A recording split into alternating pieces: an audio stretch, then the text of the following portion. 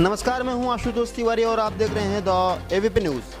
Corona संक्रमण काल के बीच प्रवासी मजदूरों के बस्तर आने का सिलसिला जारी है और सरकार सभी मजदूरों को घर लाने पूरा खर्च वहन करने की बात भी कह रही है।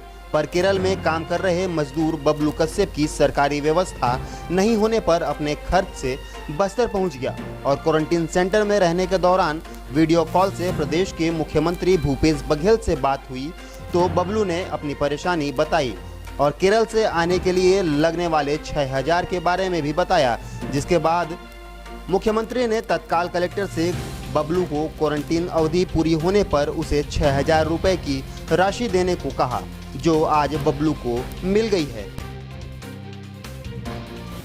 केरल से आया तो मुख्यमंत्री जी से वीडियो कॉलिंग में बात हुआ था जी। कुमरावन की श्री सेंटर में था, वहाँ पे वीडियो कॉलिंग में बात हुआ तो मुख्यमंत्री जी से जो किराया पैसा वापस करेंगे बोले थे जी, और कलेक्टर साहब से बात करवाए थे तो वापस करेंगे बोल के। यहाँ आने के बाद कलेक्टर साहब ने 6,000 का चेक दिए थे।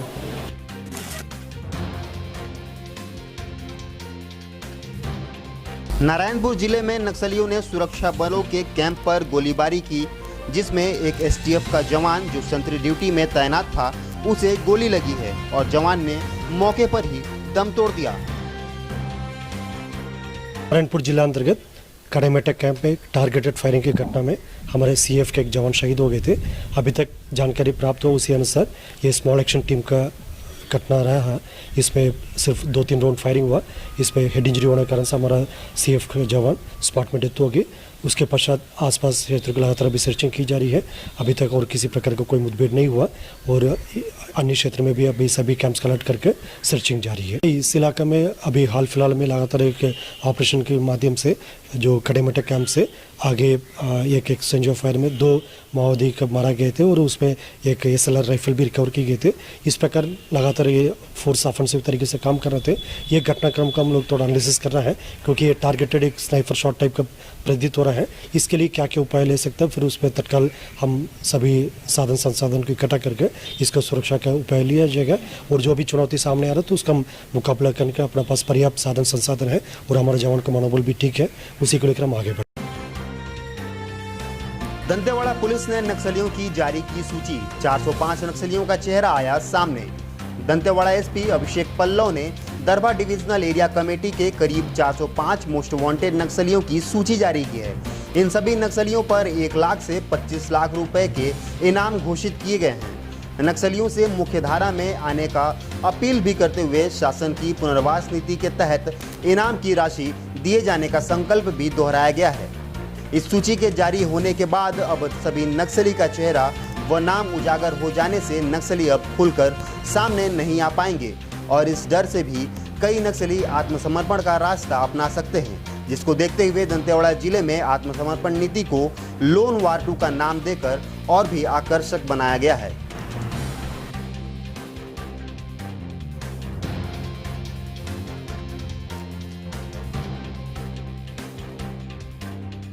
बारिश के मौसम आते आते निगम द्वारा शहर में नालियों की सफाई का काम शुरू कर दिया गया था और सफाई करने के लिए नालियों के ऊपर लगे कंक्रीट के ढक्कन को निकालकर नालियों की सफाई तो निगम कर्मी कर रहे हैं, पर जिन नालियों का कंक्रीट टूट जा रहा है उन्हें लगा नहीं रहे हैं और बीच सड़क पर कई फीट गड्ढों को खुला छोड़ दुर्घटना को न्योता दे रहे हैं। ताजा मामला गंगानगर वार्ड का है, जहां 2 माह पूर्व निगम कर्मी सफाई करने नालियों में लगे कंक्रीट के ढक्कन को हटाया था, जो टूट गया तो बिना कोई वैकल्पिक व्यवस्था किए नाली को खुला छोड़कर चल दिए, जिसकी शिकायत भी वार्डवासियों ने की है और निगम अधिकारियों ने सुधारने की बात तो बार बार कही, पर 2 माह बीत जाने के बाद भी कोई अधिकारी सूद लेने नहीं पहुंचा।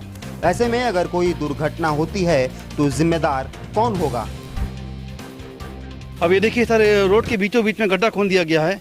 कम से कम 10-10 फीट गहरा गड्ढा है, इसमें 4-4 फीट पानी भरा हुआ है।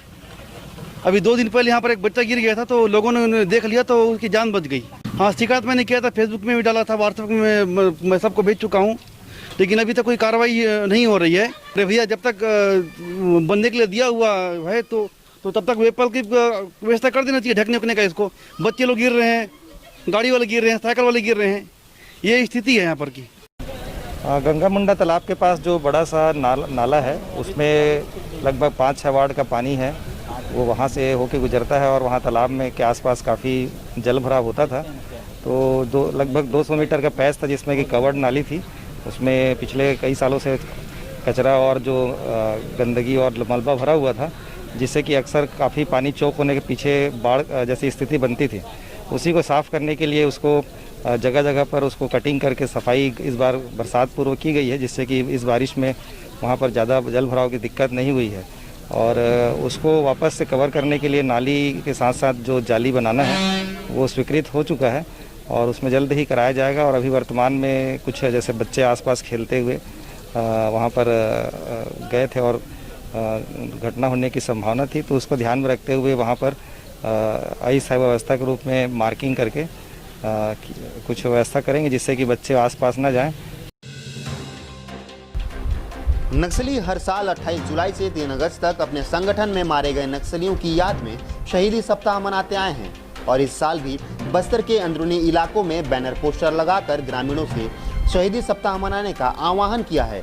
नक्सली इस बीच किसी बड़ी घटना को अंजाम देने की फिराक में होते हैं, जिसको देखते हुए बस्तर संभाग में अलर्ट घोषित है। साथ ही बस्तर के अंदरूनी इलाकों में तैनात जवानों को एंटी नक्सल ऑपरेशन में तेजी लाने और इन इलाकों में चल रहे निर्माण कार्यों को सुरक्षा देने के निर्देश जारी किए गए हैं ताकि नक्सली किसी घटना को अंजाम न दे सकें। शहीदी सप्ताह या अन्य प्रकार का कोई स्थापना दिवस इस टाइप का इवेंट में नक्सली द्वारा किसी न किसी प्रकार की कोई अपनी घटना का अंजाम देने की कोशिश की जाती है। इसी को ध्यान में रखते हुए हमारा लगातार area domination, ambush, road opening, demining इस टाइप का लगातार कार्रवाई भी जारी है।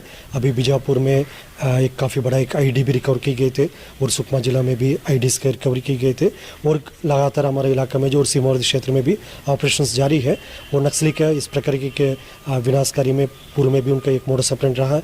ये तमाम परिस्थिति को देखते हुए हमारे सभी कैंप्स को खासतौर पर DRG, STF, कोबरा और CRPF, BSF, ITBP, SSB सभी फोर्स का अलर्ट किए गए थे। बस्तर में बीते 4 दशकों से नक्सली अपना वर्चस्व बरकरार करने के लिए लगातार आतंक फैलाते हुए आ रहे हैं और नक्सली जिनकी मदद से यह काम करते हैं उन्हें भी मौत के घाट उतारने से नहीं कतराते। अगर हम पिछले 20 सालों के आंकड़ों की बात करें तो नक्सलियों ने लगभग 1700 से अधिक निर्दोष ग्रामीणों को पुलिस का मुखबिर बताकर या अन्य कारणों का हवाला देते हुए उनकी हत्या कर चुके हैं।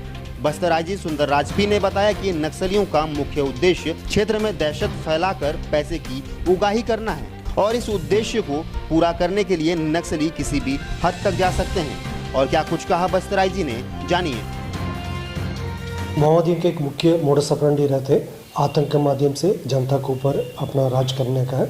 इस सिद्धांत के तहत विगत 20 वर्ष में बस्तर संभाग के 7 जिला में अलग अलग घटना में पुलिस मुखबिर के शक पर या कोई किसी प्रकार का आरोप लगाकर 1700 से अधिक निर्दोष ग्रामीणों को हत्या की गई थे। और ये सब तमाम परिस्थिति को देखते हुए स्थानीय जनता ने जो नक्सल संगठन के ऊपर काफ़ी गुस्सा में है और धीरे धीरे उनसे दूर हटकर शासन और प्रशासन का जो कार्य योजना है उसी से जुड़ते जा रहा है। और हमको पूरा उम्मीद है आने वाले समय में जो नक्सलेट का एक असली चेहरा है, जो विकास विरोधी एवं आदिवासी विरोधी चेहरा है, इसको देखकर समझकर ग्रामीण द्वारा नक्सल संगठन से दूर, उनसे मोह भंग होकर दूर होकर शासन प्रशासन का समर्थन करेगा और उसी के माध्यम से नक्सल के विरुद्ध में हम इस लड़ाई में काफ़ी सफलता भी हमको प्राप्त होगा।